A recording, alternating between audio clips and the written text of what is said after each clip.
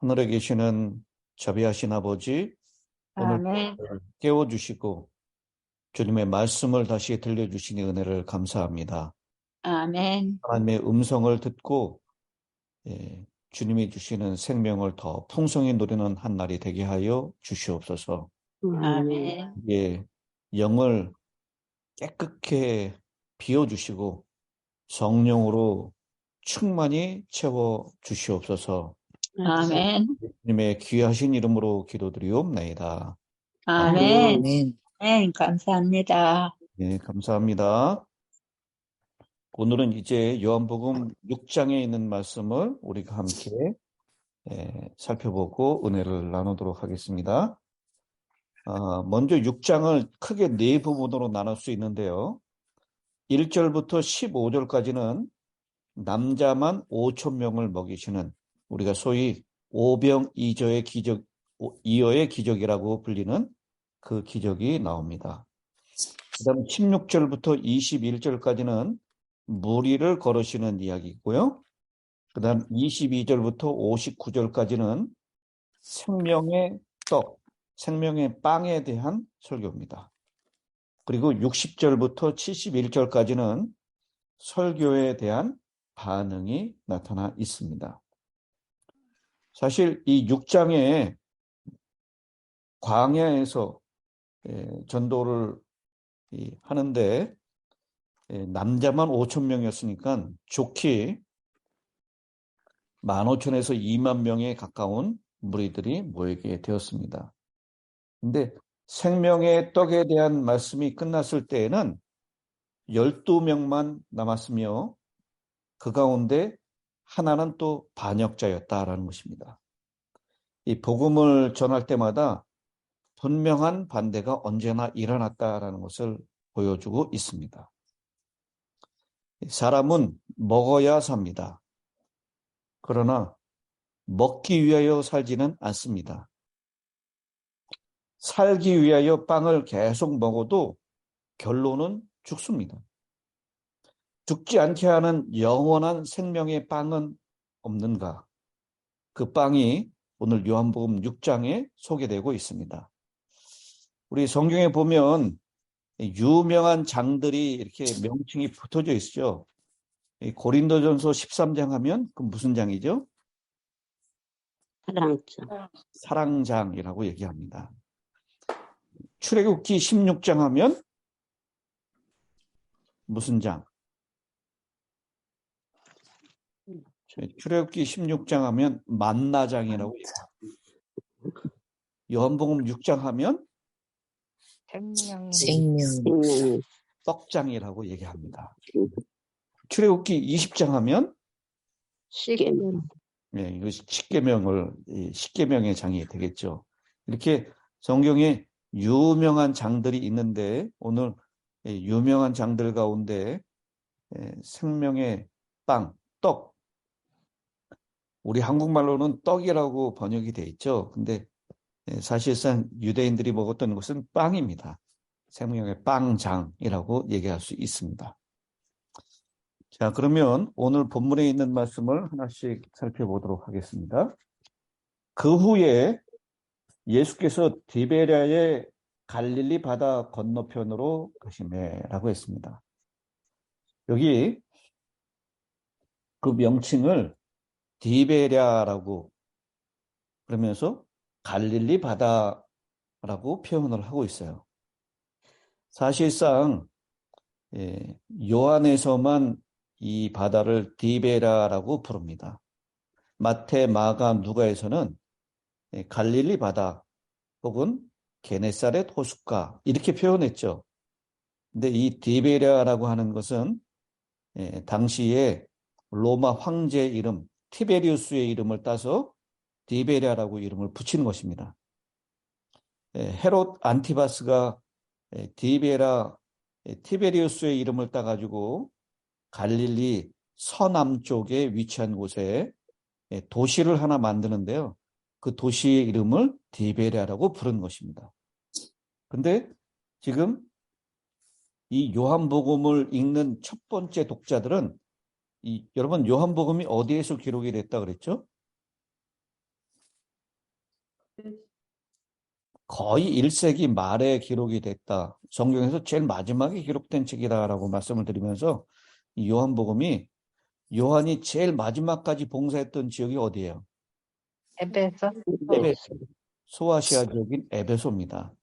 그래서 에베소에서 이 요한복음이 기록됐고 주변에 있는 사람들에게 제일 먼저 읽혔기 때문에 사실상 이방인들을 위해서 첫 번째 독자가 됩니다. 그래서 갈릴리 바다 하면 잘 못 알아들었어요. 디베레아라고 당시에 이방인들이 잘 알아들을 수 있는 용어를 요한이 사용하고 있는 것을 보게 됩니다. 디베라의 갈릴리 바다 건너편으로 가셨다.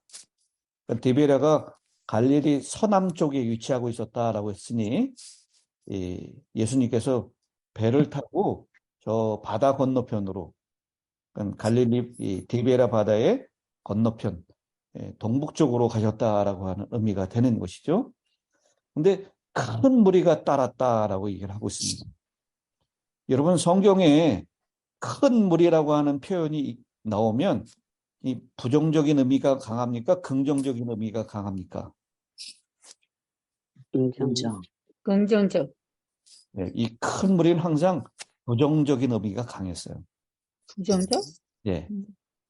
근데 아무것도 모르고 호기심에 쉽게 부하내동되고 그리고 쉽게 선동에 휩쓸리는 군중들을 나타낼 때 큰 무리라고 불러줬습니다. 사실 예수님이 십자가에 달릴 때도 큰 무리가 모였잖아요. 그 사람들이 사탄에 선동된 몇 사람들의 주장에 의해서 저를 십자가에 매달아 달라고 그렇게 외치는 좀 부정적인 의미로 사용됐다라는 것이에요. 여기도 당시 사실 이 요한복음의 이 복음서의 기록은 저희가 처음에 공부할 때 예수님의 무엇을 드러내기 위한 것이라고요? 요한복음요? 신성. 하나님의 아들, 신성을 드러내기 위한 복음서다라고 얘기했어요. 그래서 갈릴리 지역에서의 사역은 별로 등장하지 않습니다. 2장에 나오는 가나의 혼인잔치, 4장에 나오는 가버나움에서 가나의 왕의 신하를 구하는 이야기, 그리고 요한복음 6장에 나오는 이 5천 명을 먹이는 이 사건들, 이거 외에는 갈릴리의 사역을 별로 기록하고 있지 않아요. 거의 대부분이 유대와 예루살렘에 있었던 그 사역을 말씀하고 있습니다. 근데 오늘 이 갈릴리의 이 이야기를 통해서 주님께서는 역시 이 많은 이적들이 있는데 요한복음에서는 7가지의 표적만 얘기한다 그랬어요. 이적들 가운데 예수님이 신성을 가지는 메시아가 되시는 표만 기록한 것, 그것을 그래서 표적이라고 얘기한다 그랬습니다. 근데 오늘 그 표적 가운데 2가지의 표적이 나옵니다. 이 산에서, 광야에서 5,000병을 먹이신 사건과 또 16절부터 나오는 바다에서 바다 위를 건너는 사건. 이것을 통해서 요한은 예수님의 무엇을 증거하기 위한 것이에요? 신성. 예수님의 메시아 되심, 하나님의 아들, 하나님께서 보내셔서 생명과 구원하는 일. 이 5장의 표현대로 그러면 생명과 심판의 일, 그 일을 보여주기 위하여 이 이적을 표현하고 있는 것입니다. 사실 오병이조의 기적은요, 마태, 마가, 누가, 요한 4복음서에 동일하게 나오는 몇 안 되는 표적 가운데 하나입니다. 근데 주님께서 많은 사람들, 큰 무리가 따랐다라고 했는데 병자들에게 행하시는 표적을 보았기 때문이다라고 얘기합니다. 표적을 보고 사람들이 따라온 것이죠. 근데 그때의 때가 언제라고 얘기를 하고 있어요? 4절에 보면 6월절이 가까이. 6월절 가까울 때. 네. 사실 이걸 유대인들에게 기록한 책이라면 이런 이 표현은 이 군더더기가 되겠죠. 그냥 유월절이라고 표현해도 되는데 이 첫 번째 독자가 이방인이었기 때문에 유월절의 명절인 유월절이 유대인의 명절인 유월절이 가까웠다라고 얘기하고 있습니다. 여러분, 유월절은 이스라엘 남성들은 가족들을 데리고 1년에 3번씩 예루살렘을 향해서 성전을 향해서 올라갔다라고 했어. 그래서 여기 유월절이 가까웠기 때문에 예루살렘을 향해서 집을 떠난 사람들이 예수를 따라서 예수가 있었던 디베라 바다 건너편으로 왔다라고 하는 것은 그래서 그 많은 군중들이 모였다라는 것은 설명 가능한 사건이다, 상황이다라고 볼 수가 있는 것이죠. 그러면서 5절에 예수께서 눈을 들어 큰 무리가 자기에게로 오는 것을 보시고 빌립에게 이르시되 우리가 어디서 떡을 사서 이 사람들을 먹이겠느냐. 이렇게 말씀하시면 친히 어떻게 하실지를 아시고 빌립을 시험하고자 하심이라. 예수님께서는 이 큰 무리 한 2만 명 가까운 사람들을 어떻게 먹이실 것을 미리 아셨습니다. 하나님의 능력으로 그들을 먹이실 것을 주님은 아셨던 것이죠. 그런데 빌립에게 질문한 것은 빌립을 시험코자 하였다. 빌립의 믿음을 한층 더 높여주기 위한 것이었다라는 것입니다. 그러면서 이 빌립의 이야기라든지 안드레의 이야기는 다른 이 공간 복음에는 기록이 되어 있지 않아요.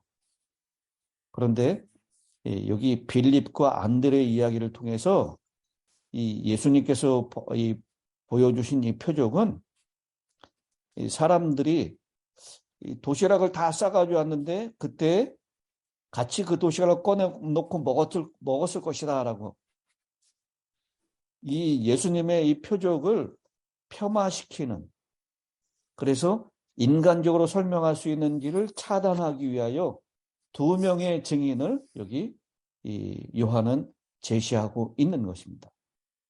빌립이 얘기하죠.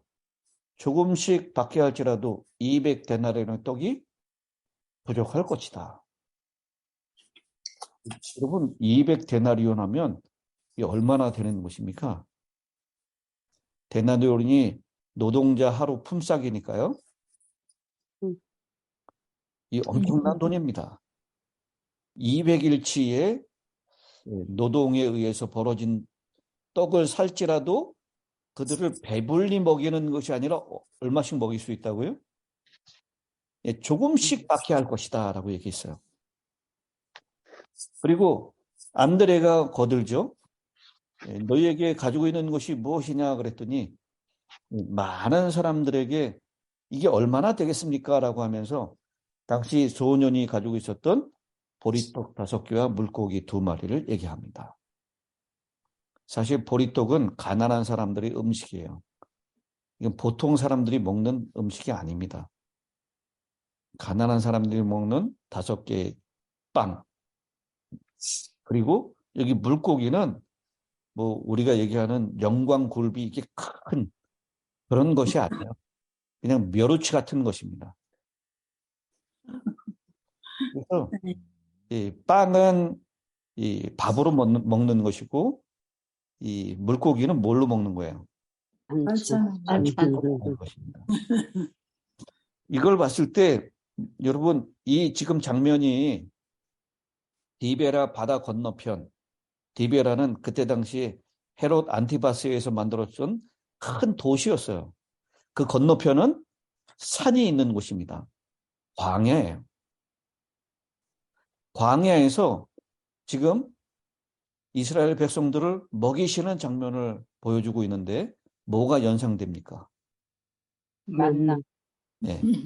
출애굽기 16장에 만나를 먹이신 장면이 연상되죠. 최초의 만나는 출애굽 당시 첫 번째 유월절, 유월절을 1월 14일 날로 정했잖아요. 달력을 바꾼 것입니다. 근데 1개월 후인 2월 15일에 최초의 만나가 광야에서 내렸습니다. 여행 때문이거나 혹은 시체와 접촉해가지고 부정해진 사람은 1월 14일 날 유월절을 지키지 못했습니다. 그런 사람들은 언제 지켰죠? 한 달 뒤에. 민수기 9장 10절에 보면 유월절을 제때 지키지 못할 사정이 있는 사람들은 2월 14일 해질 때 그 유월절을 지키도록 했습니다. 그러니까 한 달 뒤에 지키게 한 것이죠.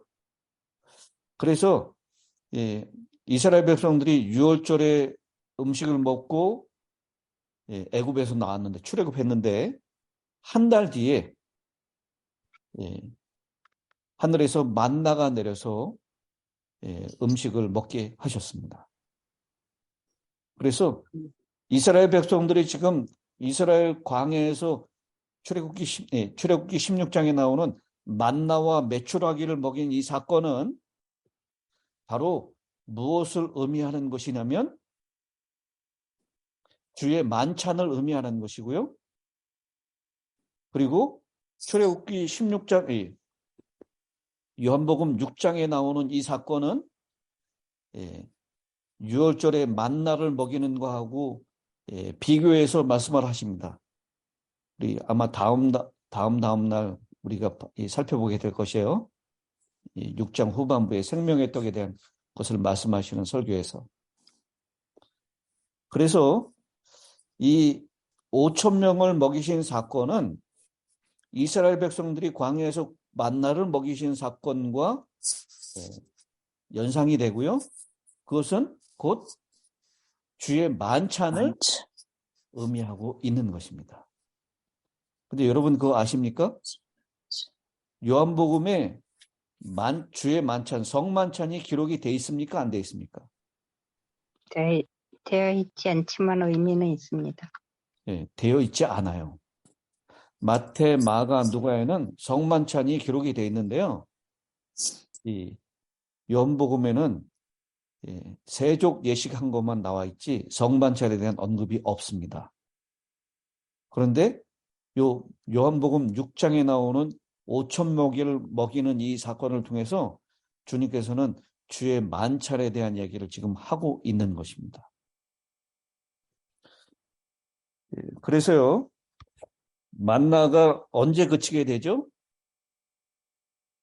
출애굽하고 한 달 후에 만나가 내리기 시작해서 가나안 땅에 들어가서 1월 14일 유월절을 지킬 때 만나가 그치게 됩니다. 출애굽의 시작에 만나가 내렸고 출애굽이 끝나면서 가나안 땅에서 유월절을 지킨 후에 만나도 그치게 됩니다. 마찬가지로 영적인 출애굽의 시작인 십자가에 달리시기 전날 밤에 생명의 빵을 나누어 주시는 유월절을 준수하셨고요.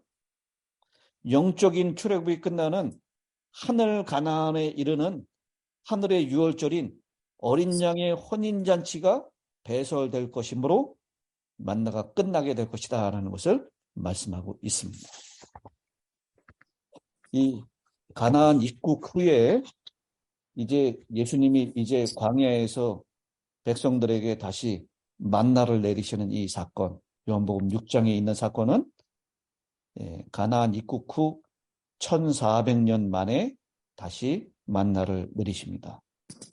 이 만나는 하늘에서 내려온 생명의 양식인 그리스도 자신이시며 그분의 말씀이심을 분명히 표현하고 있습니다. 근데 여기 축사하심에라고 표현하고 있죠. 떡을 가져 11절 있습니다. 예수께서 떡을 가져 축사하신 후에 앉아있는 자들에게 나눠주시고 물고기도 그렇게 그들의 원내로 주시니라 라고 했는데 여기 축사하신이라고 하는 이 단어에 우리가 좀 주목을 할 필요가 있습니다. 떡을 취하여 축복하신 후라고 하는 이 헬라어 단어가 유카리스테사스라고 하는 단어를 쓰는데 여기에 영어 유커리스트 성찬식을 의미하는 단어가 나왔습니다. 그래서 여기 떡을 가지고 축사하셨다라고 하느니 축사하셨다라는 이 단어는 주의 만찬을 가리키는 용어로 신약에서 직접적으로 사용되고 있다라는 것입니다. 그래서 오늘 이 성만찬을 기록하지 않은 요한복음이 이 6장에 나오는 이 떡을 축사하셨다라는 이 표현을 통해서 이 성만찬의 이 이야기 제정에 대한 강한 암시가 거기 표현되고 있다라고 하는 것을 볼 수 있습니다. 아멘. 네, 그러면서요, 또 한 가지 저는 주목하고 싶은 것이 이들을 어디에 앉히십니까? 잔디. 잔디 위에. 네, 우리 10절에 보니까 그곳에 잔디가 많은지라 그랬습니다. 여러분, 이 잔디하면 뭐가 떠오릅니까? 시편 23편. 23편이 떠오르죠. 여호와는 나의 목자시니 내게 부족함이 없으리로다. 그가 나를 장에 누이심. 초장. 푸른 초장에 누이시며 초장에 누이시며. 그럼 그 푸른 초장이 생각나지 않습니까? 네. 네. 여기 요한이 아마 그것을 연상하면서 다른 공간복음서의 기자들이 표현하지 않았던 이 잔디가 많았다라고 하는 표현을 집어넣는 것이 아닌가 생각됩니다. 주님께서 먹이시는데 여기 빌립이 얘기했었던 것처럼 조금씩 받게 할지라도 라고 조금만 먹이셨나요? 아니요. 배부르게. 주시는데 배부르게. 어떻게 주셨다고요? 11절에 그들의 원대로 주시니라. 원대로 먹고 그 다음에 그들은 아마 이제 도저히 못 먹겠어 그러면서 배를 두드렸을 거예요. 10절에 그들이 배부른 후에 예수께서 제자들에게 이르시되 남은 조각을 거두고 버리는 것이 없게 하라. 이 생명의 떡이기 때문에 사실 성인은 버리는 것이 없다라고 얘기합니다. 여러분, 우리가 요즘 버리는 음식물 이 쓰레기가 얼마나 많습니까?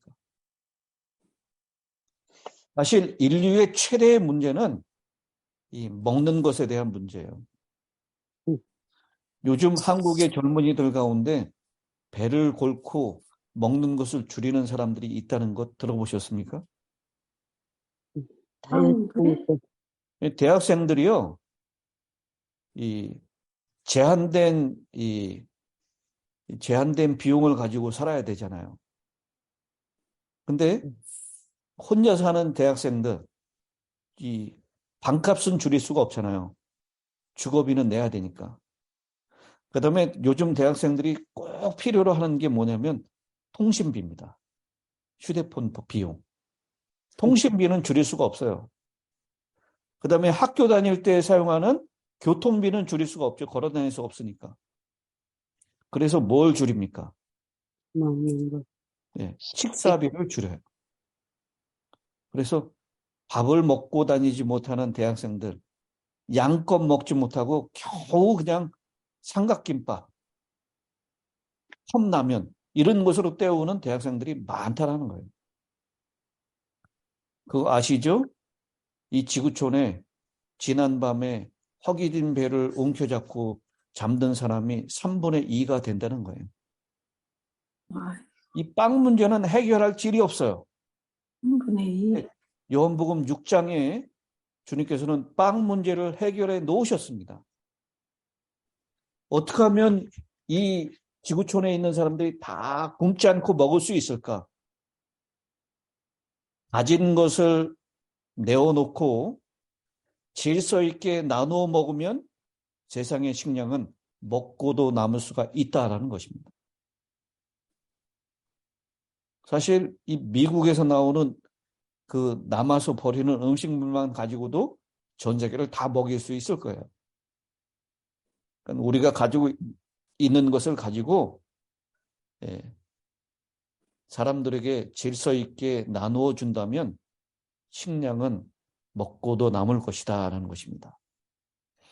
남은 조각을 버리지 않고 거둔다면 오히려 먹고 남은 조각이 12바구니에 차게 될 것이다 라는 것입니다.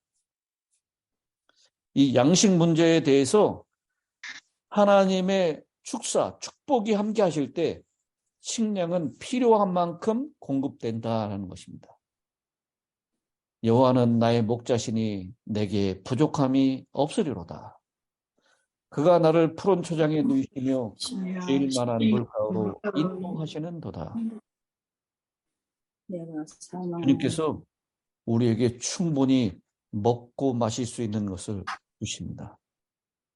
우리 오늘 이 떡에 대한 문제, 빵에 대한 문제를 주님께서 해결해 놓으셨음을 우리가 보게 됩니다. 이렇게 먹는 것을 충족받은 사람들의 반응, 14절입니다.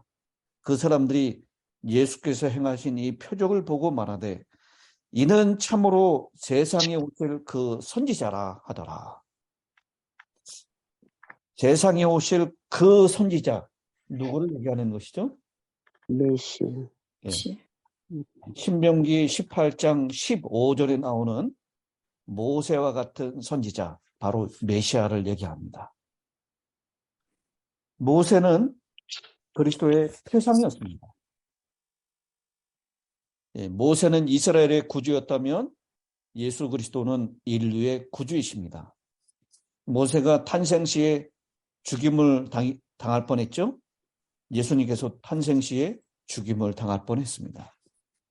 하나님의 보호하심으로 구출되었고 예수님께서도 하나님의 인도로 애굽으로 피신했습니다. 모세가 가족과 민족들에게 배신을 당합니다. 예수 그리스도도 가족과 동족들에게 배신을 당합니다. 모세가 산에 올라서 율법을 받습니다. 예수님은 산에 올라서 율법을 설교하십니다. 산상보훈이죠, 그게. 모세가 산에 올라서 얼굴이 빛났습니다. 예수님께서도 변화산에 올라서 형체가 해같이 빛납니다. 모세가 40일간 금식하셨고 예수님께서도 40일간 금식하십니다. 모세는 말씀으로 시험을 이겼습니다. 예수님께서도 동일한 말씀으로 시험을 이기십니다. 모세가 만나를 내립니다. 예수님은 빵을 만드십니다. 모세가 반석을 쳐서 물을 냅니다. 예수님은 생명의 물을 공급하십니다. 모세가 온유하고 겸손하다라고 얘기했습니다. 예수 그리스도도 온유하고 겸손하셨다라고 얘기합니다. 모세가 3일 만에 모세가 부활합니다. 예수님께서도 3일 만에 부활하십니다.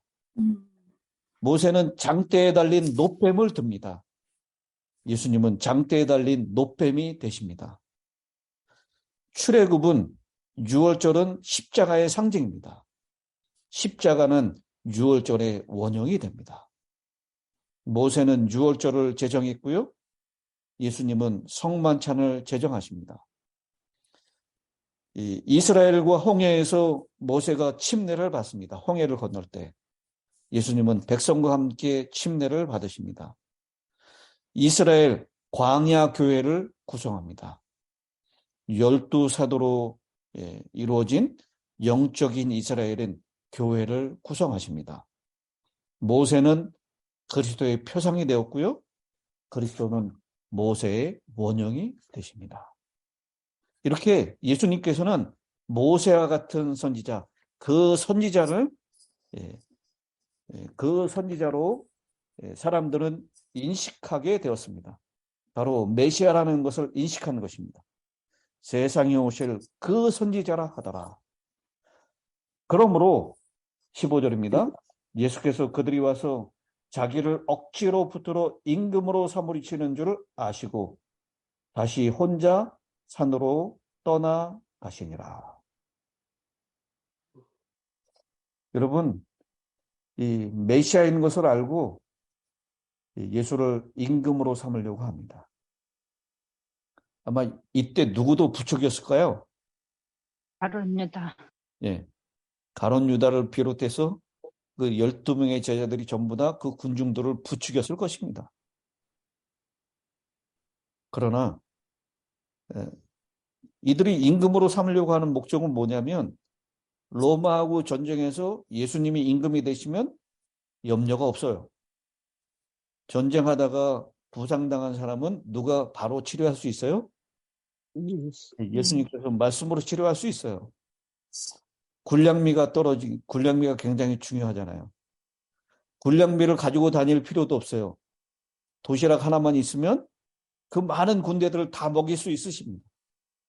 그러니 이것은 전쟁에서 분명히 승리할 수 있는, 그래서 이 로마의 압제로부터 그를 구원해낼 정치적인 메시아를 이 유대 민족들은, 그 군중들은 원했던 것입니다. 이 예수님의 메시아 가난과는 너무나 다른 것이에요. 그래서 예수님은 다시 혼자 산으로 떠나가십니다. 오늘 이 바다를 걸으신 이야기까지 하려고 했었는데 시간이 안 돼서 오늘은 이 빵 먹이신 사건만 말씀을 드렸습니다. 이제 마지막 기도를 이미순 사모님께서 해주시면 감사하겠습니다. 기도하겠습니다. 생명의 떡 대신 사랑하시는 아버지 하나님, 아멘. 정말 저희들에게 생명을 주시기를 원하셔서 이 지구에 6,000년이 넘는 역사 동안 말씀으로 가르치시고 자연계로 가르치시고 오늘 아침에도 귀한 말씀을 주시니 감사드립니다. 아멘. 저희들 다른 것을 생각하기 전에 먼저 정말 당신의 나라와 당신의 의를 생각하는 사람들이 되게 도와주시고 아멘.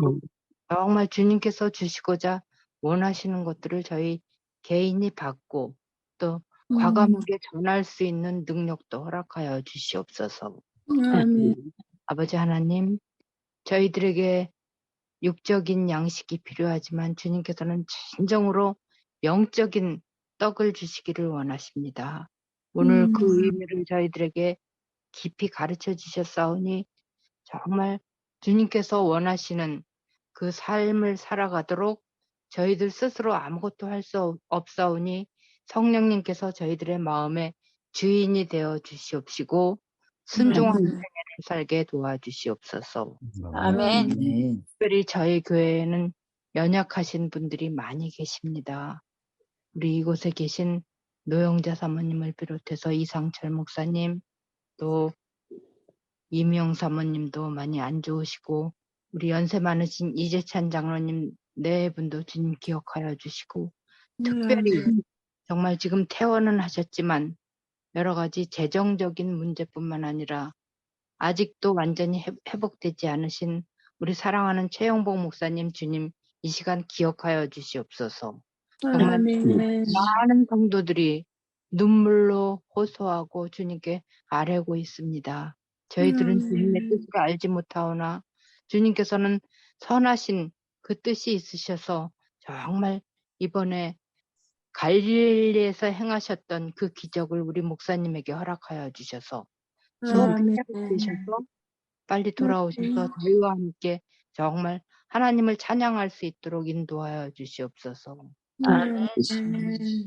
저희들의 육체적인 질병만 치료시켜 주시지 마시고 영적인 정말 하나님에 대하여 알지 못하고 정말 하나님에 대한 오류로 꽉 차 있는 이 세상을 주님 불쌍히 여겨주셔서 저희들이라도 먼저 그 사명을 깨닫고 그 오묘를 깨닫고 정말 오늘도 기쁘고 승리하는, 그리고 기쁘게 승리하는 그런 삶을 살아서 저희가 다니는 곳에 정말 빛을 발하고 또 저희들에게 지혜를 주셔서 어떻게 이 사막에서 전도해야 하는지도 가르쳐 주시고 저희들의 해야 할 일들을 오늘도 잘할 수 있도록 도와주시옵소서. 아멘.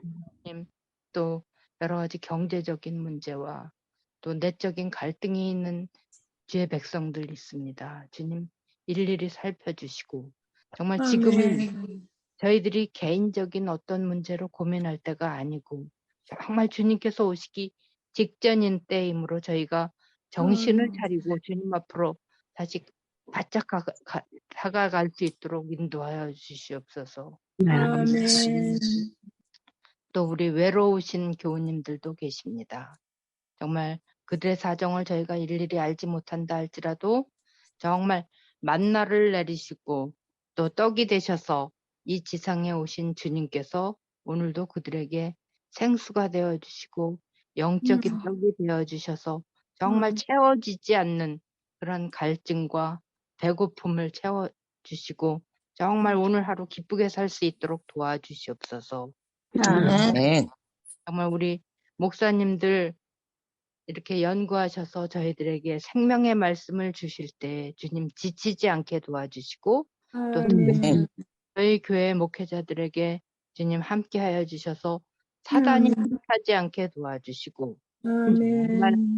모두 자기들을 헌신하고 열심히 양떼를 목양하는 교회가 될 수 있도록 도와주시고 오늘 또 여행하고 계시는 우리 이경상 집사님 안전하게 돌아오게 도와주시고 또 한국에 계신 박선한 장로님 네 분에게도 함께하여 주시옵시며 또 힐탑에 속한 젊은 청년들 정말 저희들 때로는 영어가 안 돼서 대화가 안 된다 할지라도 저희가 그들을 깊이 사랑하고 늘 위하여 기도하는 우리 모든 가족들이 될 수 있도록 도와주시옵소서. 아멘. 주님께서 인도하여 주실 때 저희들 정말 예수님을 직접 눈으로 뵈지는 못하지만 아침에 만난 예수님을 저희들 마음속에 모시고 승리의 생애를 살도록 도와주시옵기를 사랑이 많은 이름으로 간절히 기도드립니다. 아멘. 아멘.